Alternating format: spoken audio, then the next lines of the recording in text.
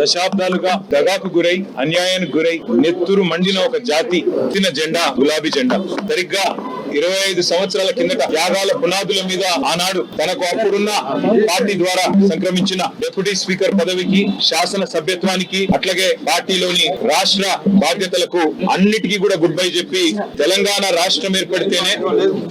ఒక స్వీయ రాజకీయ శక్తిగా తెలంగాణ ప్రజలు ఎదిగితేనే ఈ ప్రాంత సమస్యలకి చరమగీతం పాడొచ్చు, శాశ్వతంగా ఈ ప్రాంతం గతంలో ఏదైతే సిరి సంపదలతో తొలతూగిందో అట్లా మళ్ళీ ఉద్భవించవచ్చు అనే ఆలోచనతో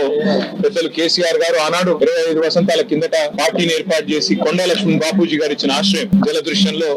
జెండా ఎత్తిన విషయం మీకు తెలుసు. మరి 25 సంవత్సరాల్లో ఒక అరుదైన చరిత్ర కలిగిన పార్టీ బీఆర్ఎస్ పార్టీ. మొదటి 4 ఏళ్లు తన పోరాటంతో తెలంగాణ ప్రజలను ఐక్యం చేసి తెలంగాణ జాతిని మొత్తంగా ఎక్కడికక్కడ లక్షల సంఖ్యలో సమీకరిస్తూ వారికి తెలంగాణ రాష్ట్ర ఏర్పాటు ఆవశ్యకతను బోధిస్తూ అంబేద్కర్ గారు చెప్పిన విధంగా బోధించు, సమీకరించు, పోరాడు అన్నట్టుగా అడుగడుగున పోరాటాలు చేస్తూ ఢిల్లీ మెడలు వంచిన పార్టీ ఈ గులాబీ జెండా పార్టీ, ఈ బీఆర్ఎస్ పార్టీ.